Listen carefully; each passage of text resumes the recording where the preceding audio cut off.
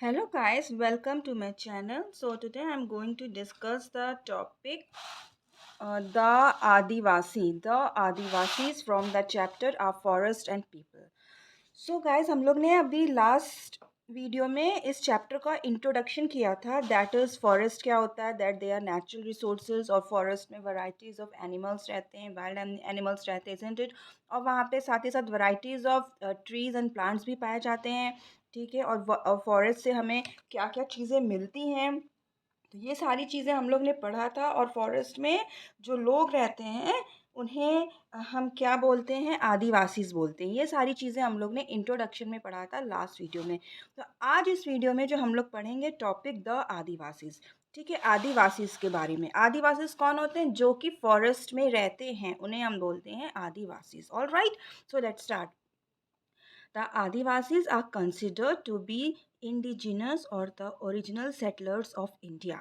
तो जो आदिवासीज हैं उनको ओरिजिनल सेटलर्स या इंडिजिनस बोलते हैं. क्यों बोलते हैं? क्योंकि ये यहीं पे पाए जाते हैं, फॉरेस्ट में ही ये बरसों से रहते चले आ रहे हैं. ठीक है. And they have close ties with the forest. और इनका जो है बहुत ही क्लोज रिलेशनशिप है फॉरेस्ट से. क्यों है क्लोज रिलेशनशिप फॉरेस्ट से? क्यों बोला जाता है close ties with the forest? क्योंकि ये फॉरेस्ट में ही रहते हैं और इनकी जो लाइवलीहुड है वो फॉरेस्ट से ही इनकी चलती है. They live with in them and on they are living through the forest resources. ये वहीं फॉरेस्ट में रहते हैं और साथ ही साथ ये अपने लाइवलीहुड के लिए फॉरेस्ट की ही चीज़ों पे डिपेंडेंट रहते हैं. So however some of them no longer have a close relationship with the forest. और जो है कुछ लोग जो हैं अब उनका कोई भी क्लोज रिलेशनशिप फॉरेस्ट से के साथ नहीं रहा. क्यों? क्योंकि वो जो है शहरों में जाके सेटल हो चुके हैं. They are not urban settlers. अब वो जो है शहरों में जाके सेटल हो चुके हैं. ठीक है. Many states in India have their own tribal population. However, the main Adivasi groups of India belong to the following states. तो हर स्टेट्स में हम लोग ने ये भी पढ़ा था कि कंट्री के हर स्टेट में फॉरेस्ट होता है और हर फॉरेस्ट में आदिवासी लोग पाए जाते हैं. लेकिन कुछ ऐसे मेन स्टेट हैं जो कि यहाँ पे बहुत ही बरसों पुराने समय से आदिवासी पाए जा रहे हैं. और जो स्टेट्स हैं इंडिया के, बहुत से ऐसे स्टेट्स हैं जिसमें अपनी खुद की उनकी ट्राइबल पॉपुलेशन है, उनका अपना रूल्स एंड रेगुलेशंस हैं, उनके हेड होते हैं और बाकी लोग उनको फॉलो करते हैं. ठीक है. तो ऐसे कौन कौन से स्टेट हैं जहाँ पर अभी भी ऐसे आदिवासीज या ट्राइबल पॉपुलेशंस पाई जाती है? What are the states? Let's see. Gujarat, Jharkhand, Maharashtra, west Bengal, Tamil Nadu, north eastern states, Andhra Pradesh, Bihar, Chhattisgarh, Madhya Pradesh, Rajasthan, Orissa, Andaman and Nicobar islands, Karnataka and Kerala. तो इन सारे स्टेट्स में अभी भी ट्राइबल पॉपुलेशंस पाई जाती हैं. ठीक है. The tribal people of India have always shared a close relationship with nature. तो जो ट्राइबल पीपल है इनका एक बहुत ही क्लोज रिलेशनशिप है नेचर के साथ. क्यों नेचर के साथ क्लोज रिलेशनशिप है? Because they live in forest. और साथ ही साथ इनकी जो अर्निंग्स हैं यानी कि लाइवलीहुड के लिए जो भी कुछ करते हैं वो फॉरेस्ट से ही करते हैं. ठीक है. In ancient India, they did not live under the rule of any king or emperor. They had their own king and controlled their territory without interference from any outside authority. अब पहले के time में ancient India means पहले के time में जो tribal populations होती थी इनके खुद के अपने ओन हेड हुआ करते थे और उन्हीं की चलती थी. जैसा वो बोलते थे वैसे ही उनके पीपल किया करते थे. ठीक है.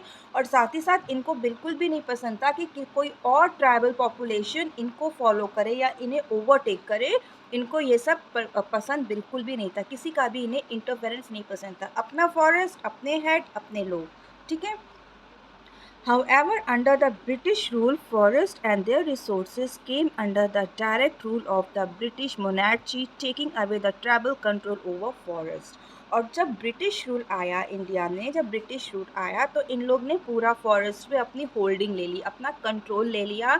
ठीक है. यहाँ तक कि ट्राइबल पीपल पर भी इन लोग ने अपना पूरा कंट्रोल ले लिया. पूरे फॉरेस्ट में, ट्राइबल पीपल में इन लोग ने अपना कंट्रोल ले लिया। किसने ले लिया? जब ब्रिटिश आए इंडिया में, ठीक है, तो ब्रिटिशर्स ने पूरा कंट्रोल फॉरेस्ट और फॉरेस्ट में रहने वाले लोगों पे कंट्रोल ले लिया। Tribal life in colonial India was very difficult. अब जो ट्राइबल लाइफ होती है वो बहुत ही डिफ़िकल्ट होती है, इज़न्ट इट? अब उनके पास ना लाइट हुआ करती थी, ठीक है, और वहीं पे उन्हें खाना खाना है, वहीं पे उनको छोटे छोटे हट्स बना के सोया करते थे। डर रहता था कोई एनिमल्स आके उन्हें मार ना दें, ठीक है। और जिस तरीके से हम लोग आज के दिन में खाना इतने बढ़िया से कुक करके खाते हैं, सब कुछ हमारे पास है, लाइट है, माइक्रोवेव है, गैस स्टोव है, सारी चीज़ें, सारी सुख सुविधाएं हैं आज के टाइम में, लेकिन उस समय ऐसा कुछ भी नहीं हुआ करता था। तो वो लाइफ जो थी बहुत ही डिफ़िकल्ट हुआ करती थी। The Adivasis has little access to modern amenities and lived a very primitive life. और उनको जो नए तरीके से बहुत ही कम नॉलेज थी, न्यू चीज़ों से, न्यू चीज़ों की उन्हें बहुत ही कम नॉलेज थी, ठीक है। Since the colonial government passed laws that cut them off from their traditional forest resources, they lived in extreme poverty. अब क्या हुआ, गवर्नमेंट ने भी कुछ लॉज पास करे जो कि वो जो है उनका जो ट्रेडिशनल फॉरेस्ट रिसोर्सेज से थोड़ा वो अलग से रहने हो गए, और जिस वजह से उनमें पॉवर्टी बहुत ज़्यादा आ गई, ठीक है। पॉवर्टी मतलब जब पैसों की कमी हो जाती है तो रहने में मुश्किल होता है, तो ऐसी इस कंडीशन को हम बोलते हैं पॉवर्टी, ठीक है। However, after independence, the Indian government has made the development of India's tribal community a priority. अब जब इंडिपेंडेंस हुआ, इंडिया में जब इंडिपेंडेंस हुआ तो क्या हुआ,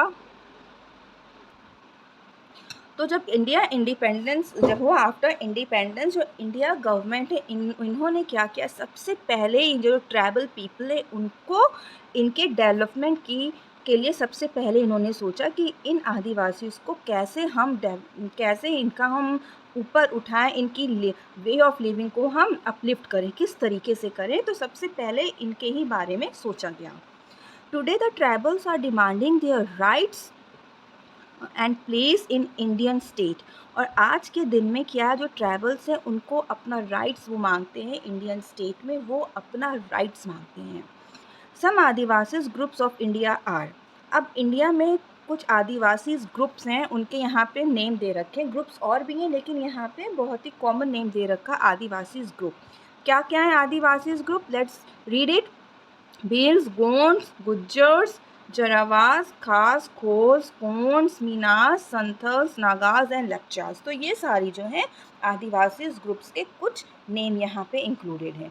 ओके, अब नेक्स्ट जो हमारा टॉपिक आता है ट्राइबल लाइफ। अब ट्राइबल लाइफ, अब ये लोग रहते किस तरीके से, हाउ दे लिव, ओके।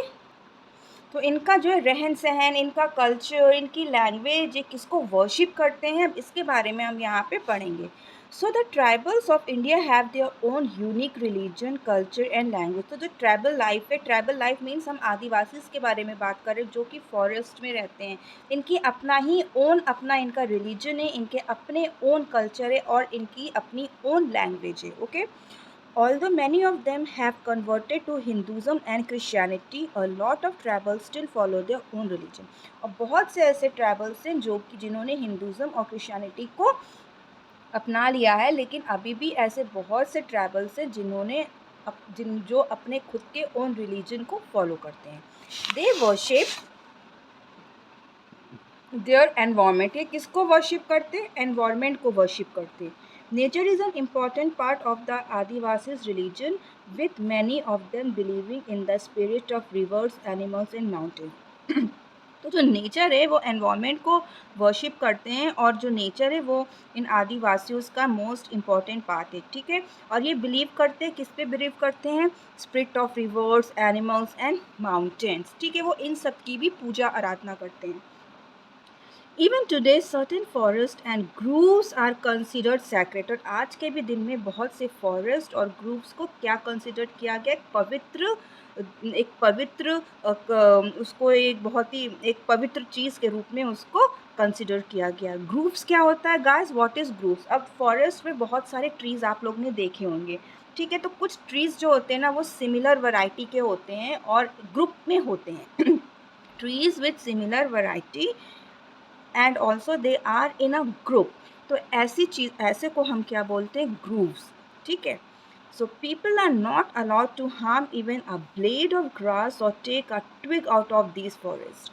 और वहाँ पे क्योंकि ये आदिवासी ये वर्शिप करते हैं, वहाँ पर फॉरेस्ट को बहुत ही सैक्रेड मानते हैं, तो इसलिए वहाँ पे क्या है कि इवन ग्रास आप उसको प्लक नहीं कर सकते हैं, ट्विग आप फॉरेस्ट से आप कोई तोड़ नहीं सकते हैं, ठीक है। बहुत ही हार्ड एंड फास्ट रूल था वहाँ का, ठीक है। इवन आप एक ग्रास या एक फ्लावर, एक लीफ या ट्विग, यू कांट, आप उसको बिल्कुल भी आप उसको नहीं ले सकते, you can't take it. Although many tribal groups now live in regular villages and have become urbanized, some tribals still maintain a close relationship with the forest. लेकिन क्या हुआ, जैसे जैसे टाइम बीतता गया तो कुछ जो आदिवासीज हैं वो अर्बन की तरफ हो लिए, उन्होंने अर्बनाइज्ड को फॉलो कर लिया, ठीक है।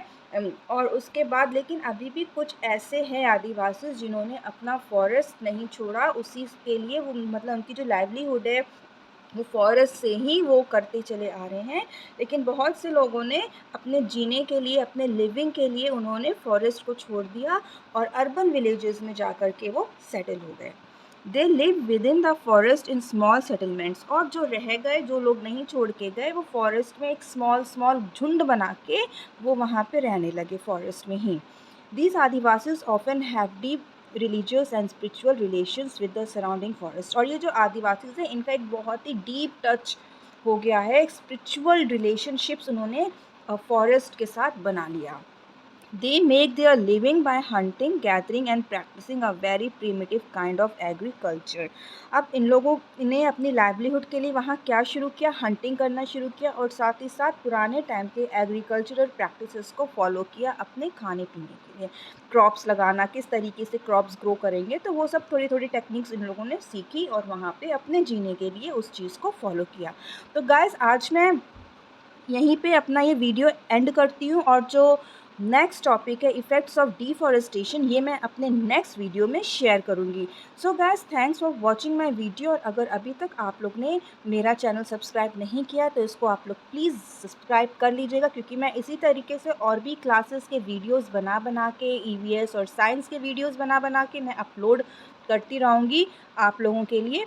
Okay guys, so thanks for watching this video, bye bye and God bless you.